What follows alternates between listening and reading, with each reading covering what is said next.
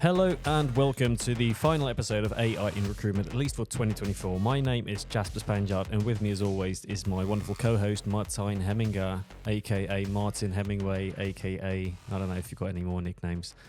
Today we are wrapping up an incredible year for AI in recruitment, recruitment technology in general, lots of investments, lots of stuff happening, and discussing just how the latest AI developments are reshaping talent acquisition. And yes, I think it's a bit Christmassy today. I don't think our theme song necessarily fits with the stuff, what we're wearing at least, and some of the stuff in the background. We may have oh, look at that. Yeah. That sounds nice. It's beginning to look a lot like Christmas. It is the most corporate Christmas song I've ever heard, but it's we great. We are corporates. Yeah, we are. We are international. Welcome to the Hallmark version of AI in Recruitment podcasts. Yes. You can see our movie on Netflix. Yeah, it's 90 minutes long. Absolutely nothing happens at the end of it. You're not happy. You're not satisfied, but you're going to watch another one because that's what Christmas movies are like. So, Martijn, I think we've seen some remarkable changes this year. It is. How have you looked at this year? Wow. It's a throwback program episode we have. There's a lot happened this year. If you look at AI powered candidate matching, automated interview. Oh yeah. ATSs are now integrating end-to-end AI. We've got AI built ATSs now. Yes. So yeah. It's a lot have happened, and in today's episode we looking back a lot, a little bit looking to next year. Yeah, but we will do that the 30th of January in our annual talk show with a lot of guests. But later we will tell more. Yeah, we'll tell you more about who those guests are. We did the Outlook 2024 at the beginning of this year. So next year, the AI in Recruitment Outlook 2025. Because we'll dump this link on you a couple of times. You can register for free. Yeah, it's a live show, so the power of live television. AIinrecruitment.com/Outlook 2025. Yes. Just look for that on Google or just look on the website. It's free to sign up. Last year we had over 600 registrations, so it's bound to be spectacular again this year. It will. But first, our sponsor. We have to thank our sponsor, 8Vans. 8Vans is the official sponsor of AI in Recruitment. With their AI trained on 85 million resumes, 8Vans leads the market in predicting the best job matches for your candidates. Their technology analyzes not just skills and experience, wait for it, but also potential and cultural fit. So visit 8vans.com to discover more about their solutions. Are we going to delve straight into some news here, or what are we doing? Yeah, let's have some ChatGPT news. ChatGPT news. Let's start with some exciting news for recruiters using ChatGPT, because that's what this segment is all about. OpenAI has just launched a folders for organizing conversations. So that could be a game changer for recruitment workflows. Imagine having separate folders for job description creation, candidate outreach templates, interview questions, all of that good stuff. It's going to make managing different recruitment campaigns much more efficient, I think. It's heaven. Yeah? Yeah. Is it heaven on earth? It's heaven. I'm using it now for a couple of days. And before you have to scroll down all the days thinking, when did I use this? Yeah. And now you make folders. Okay, all the history you can add it to the folders. Yeah. So that's it's more for new prompts you make. You can add it directly into a folder. And what's also is very nice is you can have some special prompts. So in everything you make in a specific folder, in a specific map, you can it will be used for that. So if you say I want this for a customer of mine, so you're an agency and using it for different customers, you can have customer A map, and then everything you do for it, it will use all the specific things you can program as a standard prompt. So it feels it feels like the next step, isn't it? It's like we had the prompts first, and like you said, you had to browse through all of the prompts to get back to what you were looking for, and this will make your workflow a lot easier, I think. It make it easier, but it's not the big technical thing. It's just no, it's just an organizing thing. So it's just organizing it's very neat, but not the big thing. But because people using it a lot, it's very nice to have this finally. Yeah, and speaking of developments and AI developments, do we have some Darth Vader music? Do we? Oh, there we go. Oh, for all your Star Wars fans out there. Ooh. It's great. So yeah, Darth Vader music, because Elon Musk has entered the AI scene. Well, he had done a little bit, but he's got a new chatbot called Grok, and it sounds like the worst antagonist you can find in a film. It feels like a character straight out of the Transformers, and it's just the worst evil robot to come to the scene, because he thought the AI chatbots that were out there were not rebellious enough, hence Darth Vader. So his personality, it's grabbing headlines, and I'm curious about its potential applications in recruitment.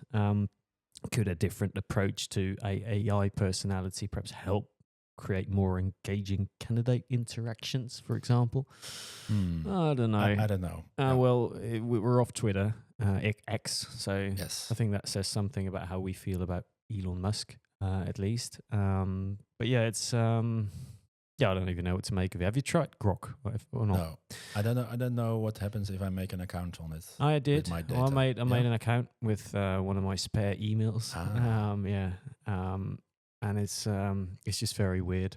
It gives you very weird answers. It's very provocative. It's all very over the top. It's the same way if you still had an X or Twitter account. Yeah. You would find a lot of garbage on there now that you wouldn't want to see. It feels like that chatbot is sort of a extension of that, where it's just creating chaos. I think it just reaffirms the point that Elon Musk is not after much in his world other than chaos and power. And with chaos comes power. So yeah, enough said about Elon Musk. But should you advise it to rebellious companies? Well, if you're really feeling really rebellious. Rebellious EVP or rebellious... Well, job description. It's worth a try, but or not, probably not. I don't know. I'm not inclined to say anything positive about anything that Elon Musk does. So I'm not inclined to say anything positive now. Okay, let's move on. Let's move on, because let's take a comprehensive look about at how AI has transformed recruitment, because it has. And we're going to set the sort of foundation at a Q1 of 2024. How did we start this year? Well, we started with episode 9. This is the 18th episode. Yep. So almost at 10 in a year. So that's not bad. Yeah. Exploring AI's impact on core recruitment processes. Yep. And the highlight was how AI tools are now matching both hard and soft skills. Yep. I think that's a topic we really like, looking not only at the job fit but also cultural fit. Yeah. And what I still see this week, I did a training with a lot of recruiters, and if you ask them what do they do, still a lot of people using it for writing job descriptions. Yeah. Dot. That's it. And now we are busy in the Benelux with a survey, and I got from the company. We've got a nice spreadsheet with a couple of hundred of columns and a couple of hundred of rows. And normally I should send it back and can you help me with it? And now I thought, let's try to arrange this data in ChatGPT, and within 45 minutes. You had it. I managed to make from this whole big complex table to make a small data. Did the counting with me, and I was sitting so. But especially the data, because a lot of recruiters, I don't know what should we improve. I don't know, and they have the ATS with a lot of data. They have their website traffic figures, everything. But they don't know how to read it, and I think this really helps. It does. No, it does, and I think that's one of the core values it has shown so far. I know we've been critical of some of the AI and recruitment applications before, because we as we've always said on this podcast, we're not trying to increase the hype. We're trying to nail it down to what are the use cases? How can you implement this in an easy way? And I think that's one of the perfect examples, because it is all about managing your data. And we've heard data-driven recruitment for so many years now, and now we finally got tools that if you're willing to play around with it for an hour, you're going to get some outcomes that are really useful for you. And it's also, but I think it's part of a larger discussion around data. because we're still in that sort of information gathering phase with regards to data. I feel like companies are still trying to figure out what is the data that's important to us, because we've for years now, for centuries now, we've based it around the time to fill or time to hire. And I think we're finally, hopefully, getting to a point now where companies realize and recruiters realize and hiring managers realize that's not the point of our recruitment exercise, because that was part of a labor market where candidates weren't that scarce. And it's great that you got to fill your vacancy within a week. But if that's not a quality candidate, then you're going to do that process all over again in a few weeks or months' time. So it is very much, I think, AI is enabling them to also see what the data is that actually matters. Show me the quality. Yeah, quality higher. But that we could do an entire episode of that, what it means and how AI could help with that. Yes. That would be a good one for next year. Yeah. Episode 10. Episode 10, we sat down with Geert-Jan Waasdorp of Intelligence Group in Rotterdam. It was a great discussion about AI realism in recruitment. He's a very realistic guy. For those who know him, and for those who don't, he's a very realistic guy. Pulls no punches. He tells it like it is. And he gave some great examples of also companies misusing AI, like those relying too heavily on automated screenings without human oversight. I think that resonated with our listeners. It resonated with us. It's a valuable lesson. It's well worth listening back to. It's good.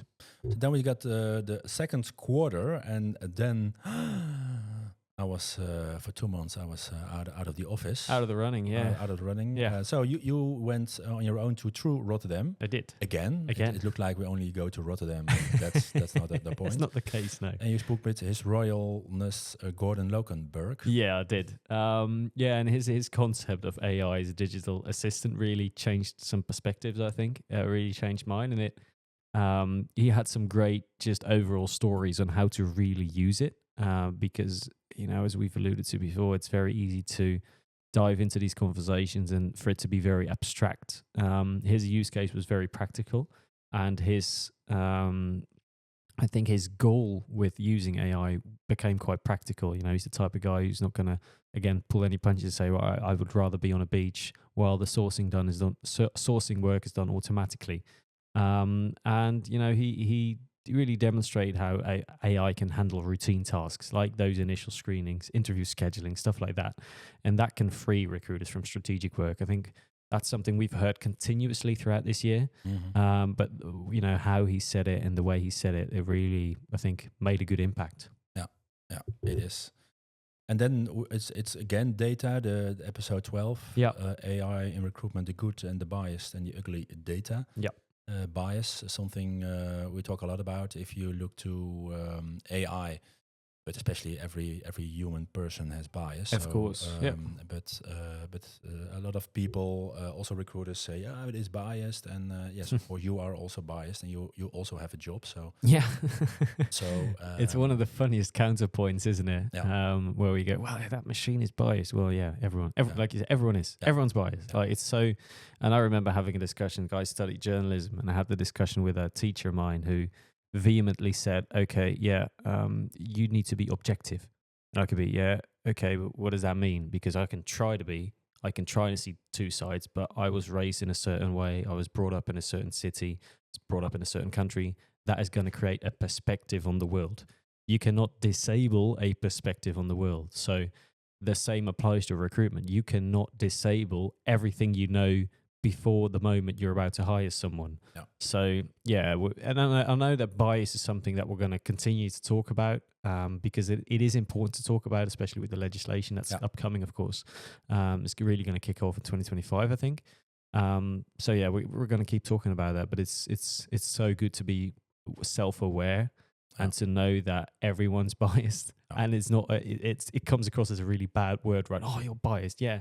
I know, but everyone is. Everyone is. Yeah. But we accepted that, so we have to accept and we do. And the AI, because the AI is made by humans. Yep. Using data from humans. So So if we train them with bias, it's still a human-based creation. Yeah. We tend to forget that with AI is taking over our jobs and lives, and but it's still human-made. Yeah. We decided to make that as a society. We are responsible, and we decided to make that. But there might be a problem because they say there's almost every data is already used with AI, and then AI is going to use AI-generated data to learn from. Then it's AI learning from AI. then it's maybe a little getting tricky. I know, but we love going down that Inception type path. Though it's for years films have been made about robots and just taking over society and turning evil on us and going. Terminator. The Terminator is a great film, by the way. It's a great. It's a fantastic angle for a film. Yeah. But it doesn't mean it's reality, and I think it's important to realize that it helps you. It helps you become a better recruiter. It helps you become a better professional at what you do. Yeah. So the AI ATS doesn't take over the world. Hopefully not. AI news. Yeah, another little music theme, another little segment that we've used throughout this show. Because before we continue on to the third and fourth quarters, we've got some major news from LinkedIn last month that create quite a bit of buzz in the industry. They've launched their AI-driven hiring assistant. We've over at recruitmenttech.com, we've written some good stuff about that, which promises to automate up to 80% of pre-offer recruitment workflows. 80%, that's quite a lot. What's particularly interesting, I think, to us and to me, is how it uses what they call experiential memory and project memory. So the tool learns from each recruiter's working style and keeps track of entire hiring projects. So companies like Siemens and Canva are already testing it. Renowned expert Josh Bursin seems quite impressed with it, especially sort of the find a candidate like Joe feature. It's funny. But there's also some debate in the industry. Joel Cheeseman from the Chad and Cheese podcast raised an interesting point about how this will also affect companies like HireEasy and SeekOut, who've built their companies around a similar tool. And then we've also got another article I read on Inc. Joe Procopio. Oh, sorry if I butchered your name there. Taking a more sort of cautionary stance on it all, because he warned that too much automation might actually create what he calls a cycle of superficiality and inefficiency in recruitment. So he looks from an entirely different view, and I think it ties back to what we've been discussing all year about finding the right balance between what are you automating and what are you putting the human touch down to in recruitment. Yeah. Not automating for the automating, but because it's an added value for your process, for your candidates. And it's that simple. Yeah, it is. So what's your news? We're in the studio, so I have to look outside. Does it already snow? But no, we can't. No, we can't see. The blinds are shut, so not a white Christmas in the Netherlands. So hopefully, where you listen this, it will. But this week, news: Google's breakthrough in AI weather forecasting. It's better than the traditional supercomputers used by the national weather institutions. Etc. So that's hopefully, because a lot of time I think it's dry and then I get on the bike and then it's such a Dutch thing to do. 5 minutes later, don't look up at the skies. Look at your phone. Look at your phone. Look at your phone to tell you what the weather's doing, and then just get on your bike and then get wet. Obviously. Yeah. So that's really so so if you and because it's again the data. So we can already call this the AI data show, but it's the data that helps you. So if it can help you predicting the weather, of course, the data will help you to predict your future talent needed or all those things. Talent gaps, stuff like that. Yeah, so we should do more with it. Yeah, good. Yeah, it'd be cool. It'd be cool. Yeah, I mean, there's applications throughout the world. I think they're very, very interesting. Look at healthcare. You know how they are using AI to screen like photos of CT scans and stuff like that, and it's so human-like to say, well, yeah, but a human should be looking at that. Well, I go, that's a perfect use case again for AI. If you can make sure that AI has all the learning that you want, and you could always have a human making the final decision. But if you've got a recommendation from AI, that's great. Yeah, your AI companion. Yeah, exactly. Yeah, it is very much like that. So with that out of the way, let's delve into the third quarter now, Q3 of 2024. What happened in episode 13, Martijn? Yeah, you did a conversation with Bill Fisher from I had Funk. so many great conversations. Where was I? Where were you, mate? He gave fantastic insights in this episode. His examples of AI personalizing, making candidate experience more personal. Yeah. Hey, there we we're go. brilliant. Yes. From customized job recommendations, automated but personalized follow-ups. So I think a lot of people who know the old Funk do not know what the current Funk is doing.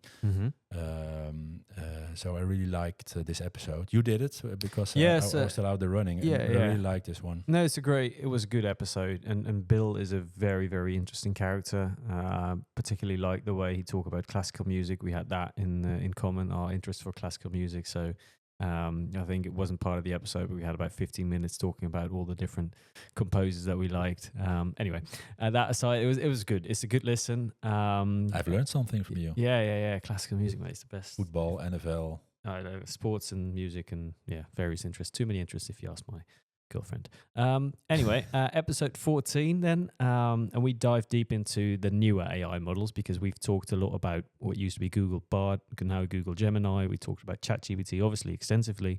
We talked about Claude. We've talked about all these different tools, but we wanted to try and test as many as we could. So we tried Baidu's Ernie Turbo and obviously Claude, and showed how these tools are really taking a different approach. You know, if you look at the way Claude, I particularly love Claude for text development. It's a great tool for that.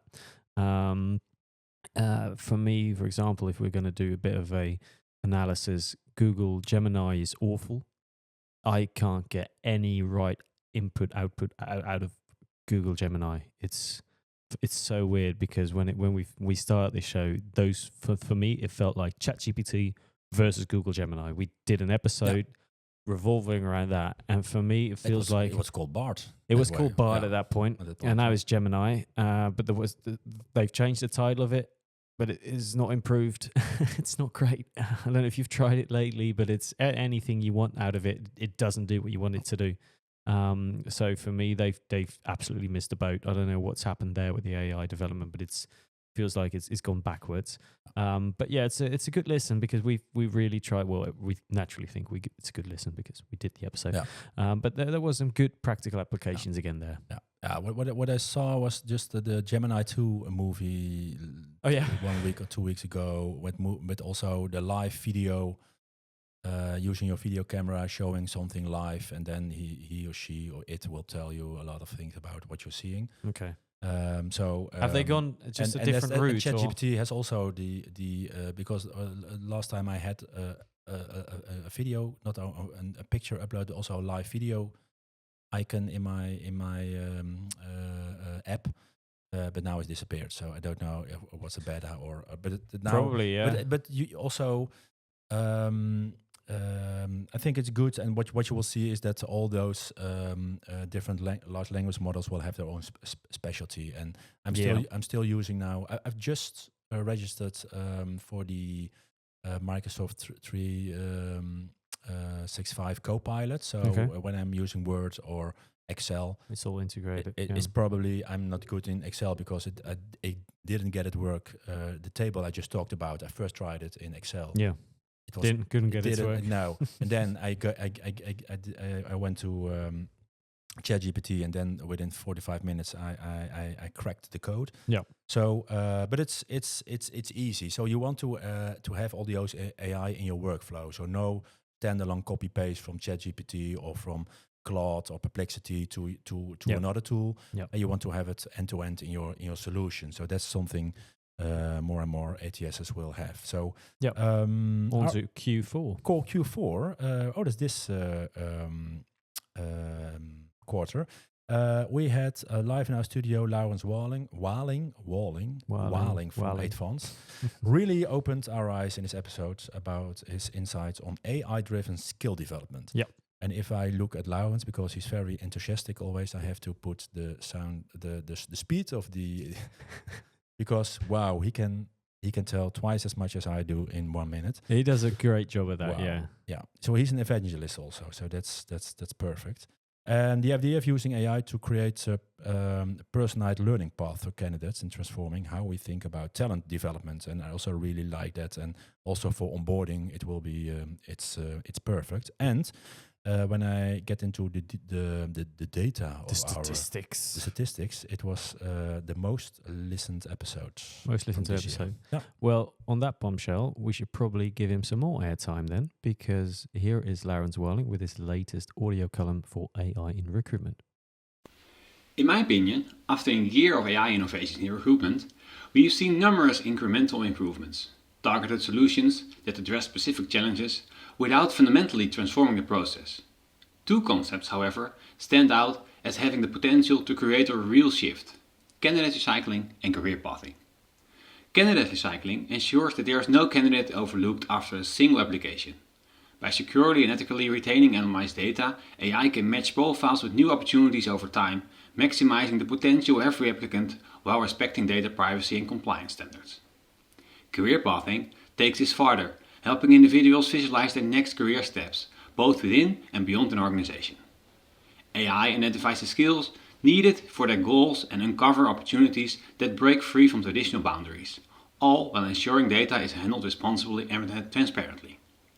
In my view, these concepts pave the way for the next evolution in recruitment, a shift towards peer-to-peer recruitment. This emerging model moves beyond traditional hierarchies, enabling network-driven connections where AI facilitates faster, more accurate matches based on real skills and ambitions. The true promise of these innovations lies not only in improving efficiency, but in empowering individuals to take greater control of their careers. AI is no longer just a tool for companies. It's becoming a trusted partner for people, fostering a future where opportunities are more accessible and inclusive. Interesting. Yeah, it was the latest because this was the last one. They were our sponsor. And Yes. I really like to thank them. Yeah, we like to Again. thank them. Yeah, because they took a chance on us, just two dumb guys talking about AI in recruitment and trying to not sound too smart, because I don't think we do that. But it's we're really grateful to Advance. Obviously, they've made some great progress themselves with their application and their tool. You know, winning prizes in the Netherlands for their application of AI and their, skills-driven recruitment. Their mission is very clear. So yeah, absolutely want to thank them. And moving on to episode 16, because we have, as we have done the first year and now for the second year, we have our own award, Benelux AI and Recruitment Award. Way to mess it up. Great. So we had a couple of finalists that we talked through. Oranje Group with Recrubo, that they've processed 15,000 candidates through AI-driven workflows, and it was really impressive, I think. PostNL, the postal service here in the Netherlands, who had their own AI recruiter, Charlie, handling 500,000 conversations simultaneously. That's a lot. That says a lot about the scale of things that AI can do in recruitment. And of course, the eventual winner of the AI and Recruitment Benelux Award, Into Dialogue. It's already been published, so no need for a drum roll. And excitingly, Into Dialogue are going to be part of our live show on January 30th, the AI and Recruitment Outlook 2025. I always look forward to hearing from them. Roderick Bronswar is the CTO there. Very, very smart guy, knows what he's doing, has been around the industry for many years. You know, you struggle with it sometimes because you see all these tools being born and companies launching their own AI product. Well, Into Dialogue is a company that we can safely say we're both a fan of. We didn't vote, so we couldn't vote for the award, so we can say that safely. We don't have shares. We don't have any shares. I don't have shares. I don't. Oh, I do. Yeah, I was the one deciding to vote. No, but yeah, they're definitely. I think we're a fan of them. Yeah. They're a great company led by very smart people who know what they're doing. They make it applicable. They don't shy away from the fact that there's a human element that is so important in recruitment. We're a fan. Yeah. So then we are at the 7th episode, and then 17th episode. Oh, sorry, 17th episode, and then you went through Rotterdam, and I went through Amsterdam. Yeah, we divided it. Yeah, we divided it. So I went there. It was nice, well organized. It's a great event. Not every true, because this time there was enough lunch and enough nice food, and there have been some episodes when you have to be the first in line to have a great meal. But this was very nice. Did a lot of interviews. One of them was with Bill Borman, the founding father. Captivating guy. Yes, still every time I speak to him, he says great things. And now it was about AI agents. Yeah. And I just did the interview with him, and then afterwards, everywhere around us, people talking about AI agents. That will be the next big thing for 2025. So, and I really like it because you can see someone. It's like someone from the help desk log in from remote to do some things on your laptop. Yeah. But then it's not someone from remote from the help desk, but that's your AI agents. Yeah. Entering your ATS, do some things you want him, he, or she, or it to do it. Yeah, it will work. And before we wrap up, there's another important cautionary tale that I came across in the news this Do we have week. some AI news? We might as well. It's the end of the year. Oh, yes. Second AI news. Second one of the episode. That we've never done that before. You see, Christmas spirit has come to us. So the BBC recently raised concerns about Apple's AI feature generating misleading headlines. So for recruiters, it sort of perfectly highlights, I think, why we need human oversight. It was a bit drastic and it was a bit bad what Apple's AI did. But I think it ties perfectly into what we're about to talk about next, which is...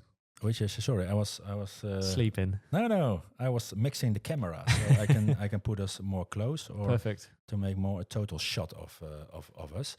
Well, this is our nice, the 30th of January. I don't think we've mentioned it on this episode before. Yeah, we did. So AI Recruitment Outlook 2025, the second edition, the second time we will do this live talk show here, and it's a little bit like this. Without a Christmas tree. Oh, without the Christmas trees. I'm going to miss the Christmas trees. This sweaters. Oh, I'm going to miss the Christmas sweaters too. Well, we can put them on, but I think it's more strange than now. Yeah. So we've got a lot of guests. We have a lawyer, Inge Brattinga, talking with us about the EU AI Act, because now it's officially launched this summer. Yeah. But in 2025, there will be some more things. In 2026, then it'll take into effect. It'll take everything. We will also have a great case. They do a lot. Dutch company do a lot of things within AI.